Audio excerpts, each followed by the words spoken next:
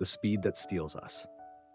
Have you ever reached the end of a day and realized you don't remember truly living it?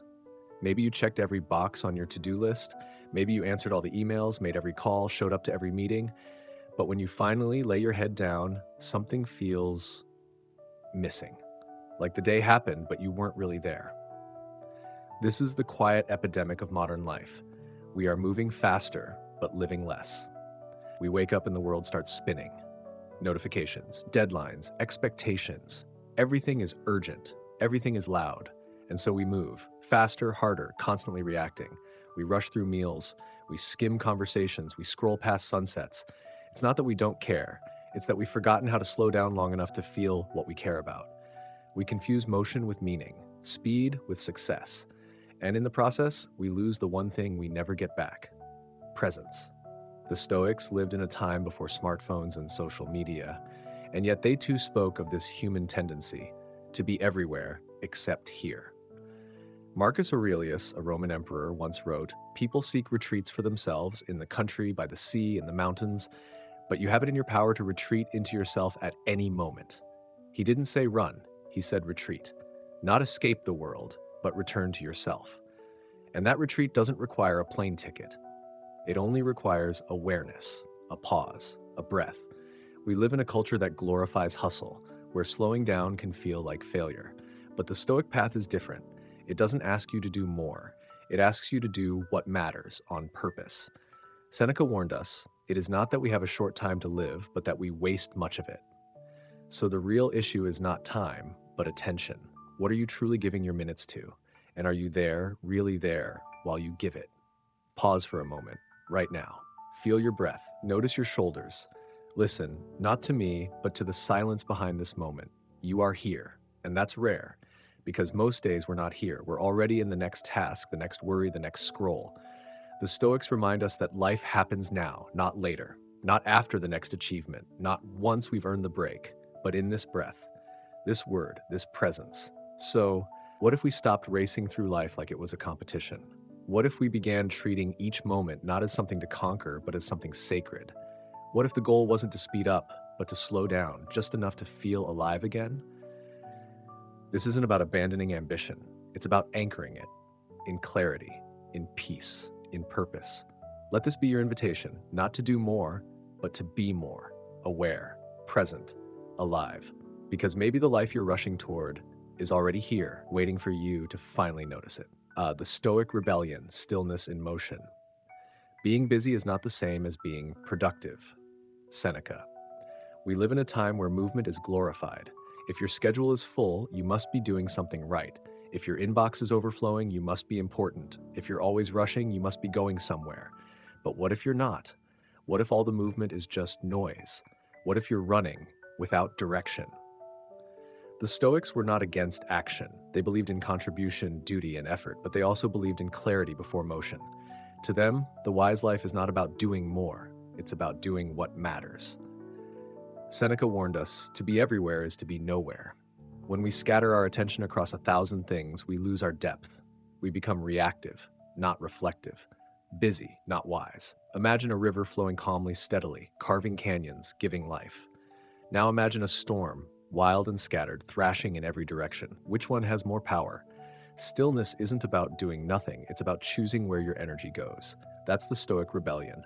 In a world that runs, they choose to walk. In a world that reacts, they reflect. In a world chasing more, they seek meaning. We often say, I'm too busy. But rarely do we ask, busy with what? Busy comparing, busy pleasing, busy chasing things that never truly satisfy. And all the while, time slips away. Seneca wrote, "People are frugal in guarding their personal property, but as soon as it comes to squandering time, they are most wasteful of the one thing in which it is right to be stingy." In other words, we lock our doors to protect our money, but leave our minds wide open to distraction. So, what can we do? Start small, start here. Ask yourself, is this worthy of my time? Is this aligned with my values or just noise? The Stoic doesn't aim to do everything. They aim to do the essential with full presence. Marcus Aurelius, emperor of Rome, carried this discipline through the chaos of power and politics. He would begin each day by preparing his mind. You could leave life right now. Let that determine what you do and say and think. He knew that time was limited, so he chose his actions like one chooses gold. Stillness in Stoicism is not inaction. It's precision, it's clarity, it's moving from a place of purpose, not panic. When others rush, the Stoic pauses, not because they're lazy, but because they're awake. They understand that speed without direction is a trap, that doing everything often means doing nothing well. So they slow down, not to escape life, but to enter it more deeply. Stillness is not the absence of action, it's the presence of mind. A Stoic may be walking through a loud world, but their soul is anchored. They are not dragged by trends, not pulled by the applause, not scattered by a dozen half-finished things. Instead, they ask, what is within my control? What is truly worth my attention? What will matter, not just today, but tomorrow? In this way, stillness becomes power. While the world exhausts itself trying to keep up, the Stoic becomes intentional. They don't fear missing out. They fear wasting life. They know that inner calm is not a luxury, it's a strength, and they reclaim it, not through escape, but through disciplined attention. So if you find yourself breathless from the chase, if you feel busy but unfulfilled, stop, breathe, reflect. You don't need to move faster, you need to move truer. And that begins with stillness. The Stoic doesn't resist the world, they simply refuse to be owned by it. They walk steadily, calmly, not because they're falling behind, but because they've finally realized the goal was never speed. The goal was meaning. Why hurry hurts the soul. Have you ever reached the end of the day and thought, what did I actually do today? Not because you were lazy, but because you were moving so fast, you never really arrived. This is the quiet damage of a hurried life. We live in a world obsessed with urgency. Every second must be filled, every task must be completed. We equate fast with successful, busy with valuable. But in the race to keep up, many of us have lost something far more important, ourselves. Marcus Aurelius once warned, people who are always in a hurry delay everything. They are always too late to what really matters, the present moment. And he was right, because hurry doesn't just tire the body, it scatters the mind, it frays our emotional edges, it turns us into machines, checking boxes, replying, performing, but never being. Hurry creates a fog. You forget to taste your food. You rush through conversations. You drive somewhere and don't remember the road. This is not living. This is autopilot. And when life is lived on autopilot for too long, we begin to feel a deep restlessness, a disconnection from purpose, from joy, from inner peace. That low hum of anxiety you can't explain, that sense of emptiness even when everything seems fine, it often comes from running too fast for too long without listening to yourself. The Stoics, though they lived centuries ago, understood this danger deeply. They did not live slow lives of leisure. Many were rulers, teachers, warriors, but they practiced something most of us have forgotten: deliberate living. They paused often. They asked themselves daily, am I acting in line with my values? Am I choosing this or just reacting? Am I present in this moment or lost in the next? They knew that life without reflection becomes mechanical. And when your mind is always somewhere else, you miss where life is actually happening. Hurry steals more than time. It steals depth. It turns sacred rituals like eating, walking, talking into chores. It weakens relationships because real connection requires presence. It blinds us to beauty because wonder doesn't scream for attention. Worse, it convinces us that being exhausted is a badge of honor, that unless we're racing, we're falling behind. But behind what? No one ever rushed their way to peace. You cannot sprint towards stillness.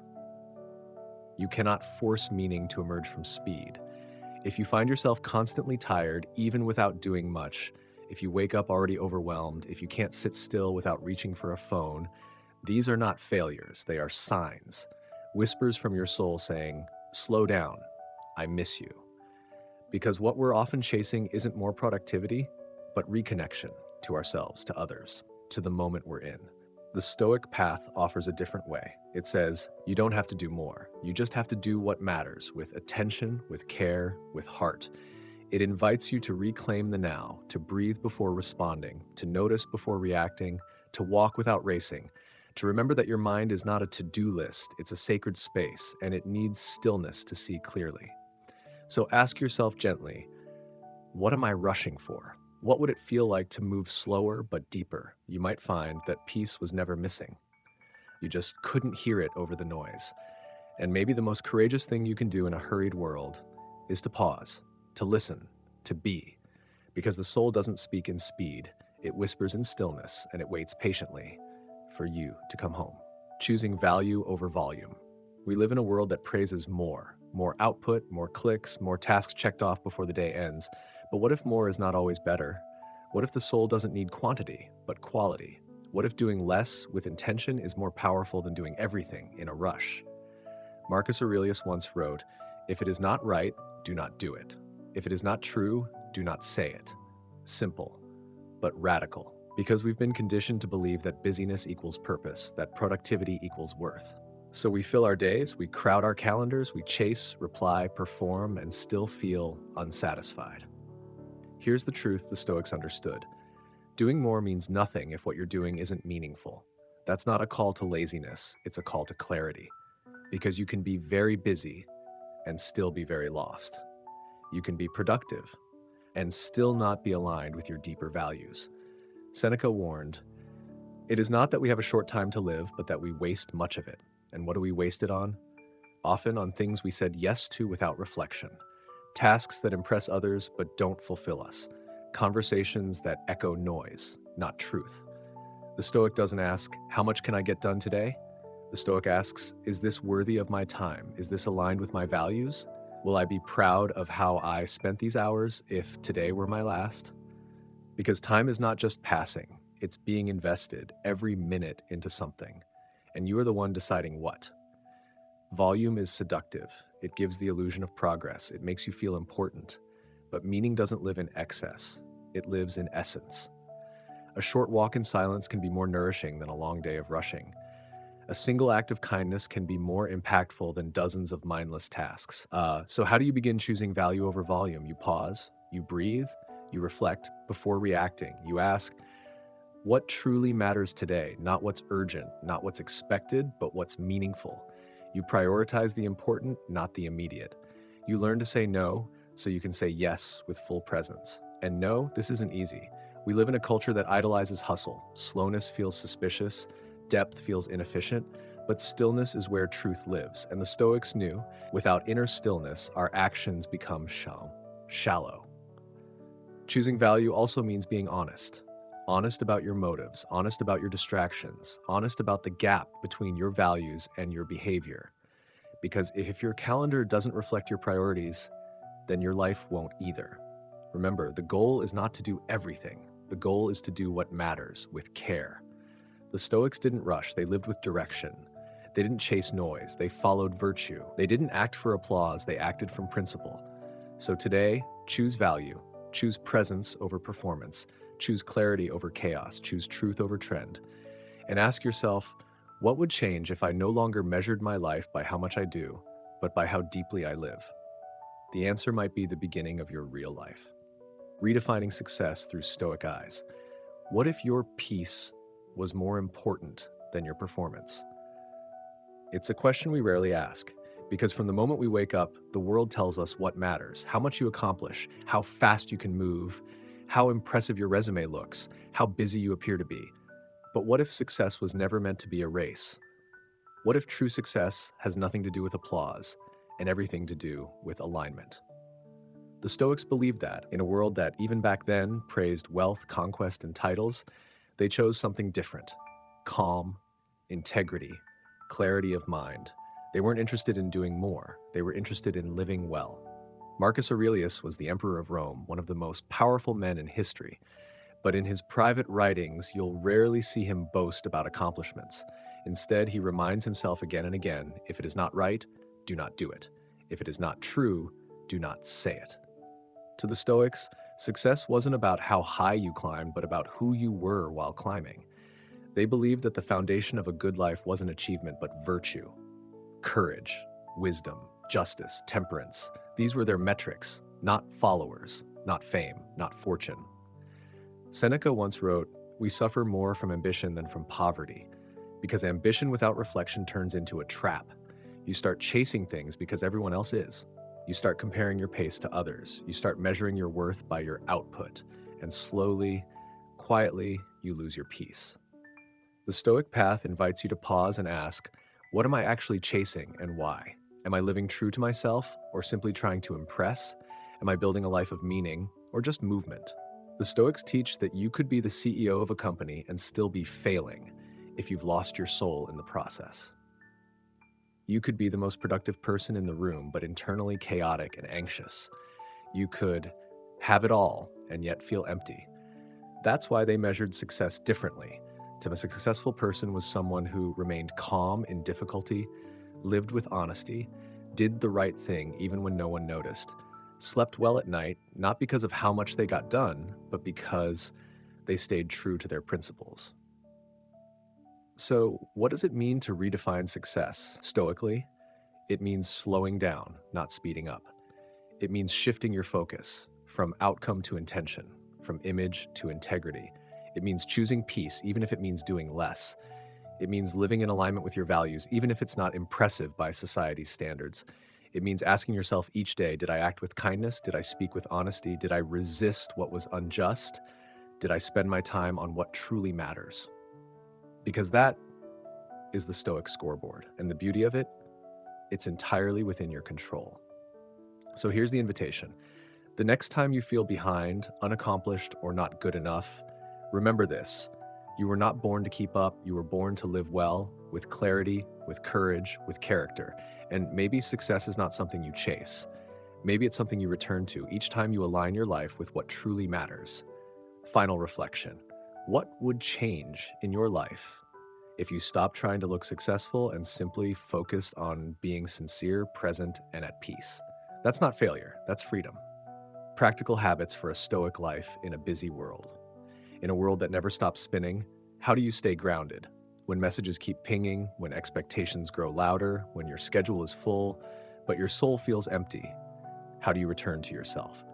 The Stoics knew something that still rings true today. Peace doesn't arrive by accident. It's practiced daily, deliberately, and sometimes quietly.